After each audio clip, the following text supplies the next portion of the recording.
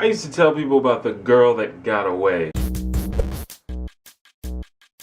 You know, that one perfect girl that I knew was the one for me, but I let her slip through my grasp. And sometimes I'd trick myself into thinking that I'd gotten over it, but every now and then I would see her out in public and the feelings would come gushing back. Now, if you haven't guessed by now, that right there is a place that you do not need to be at. This state where you're singularly obsessed with one person has come to be known in some circles as Oneitis. Now, that term sounds like the name of a disease, and that's definitely on purpose, because it is very much like a medical condition. There are telltale signs and symptoms, and it can affect your mental and physical health and productivity. But just like many other medical conditions, there are ways to cure it. Now, basically, Oneitis is to a crush as a flash flood is to a puddle. It's when you become so infatuated with one person, hence the name Oneitis, that you've come to believe that that person is your one and only shot at true love and romance. And either you focus all of your time and effort trying to win that one person over, or like I once did, you give up and assume you'll never find true love again, and anything you do will just be settling. Now, most of us have crushes, and we've all done that thing where we sort of excuse a person's shortcomings because they're so gosh darn cute. But Oneitis takes it a little bit further. This is an obsession. This is when you put someone on a pedestal and no one else can compare. Everything they say is hilarious and brilliant, and everything they do is amazing. And a notable feature of Oneitis is that it usually lasts a while. Because we know crushes come and go, but Oneitis tends to stick around. And it can happen to anyone, men, women, straight, gay, and anything in between and outside of those. It can happen in many situations. It can be a friend zone situation, or it could even be an ex. But as pathetic and devastating as it may sound, it's one of those things that can only truly be solved with some good old-fashioned reason. You basically have to understand how ridiculous this kind of emotion is. The idea that out of the thousands of people you meet, that this one person just happens to be your magical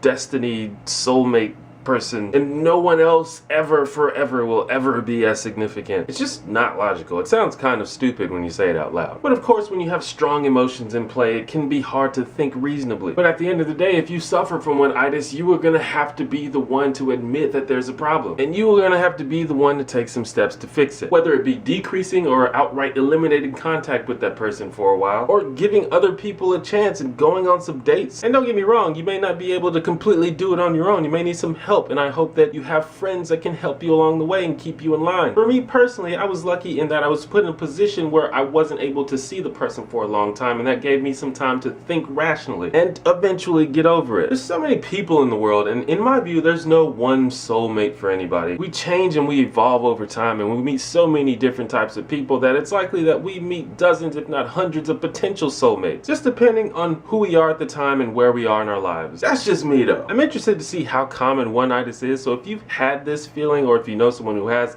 drop a comment. I want to go ahead and give a shout out to all of the new subscribers. How you doing? If you like the video, please press the thumbs up button and subscribe if you like my hair. Holla. This is a drawing I did a long time ago. It's a self-portrait of myself ordering 2 mind erasers.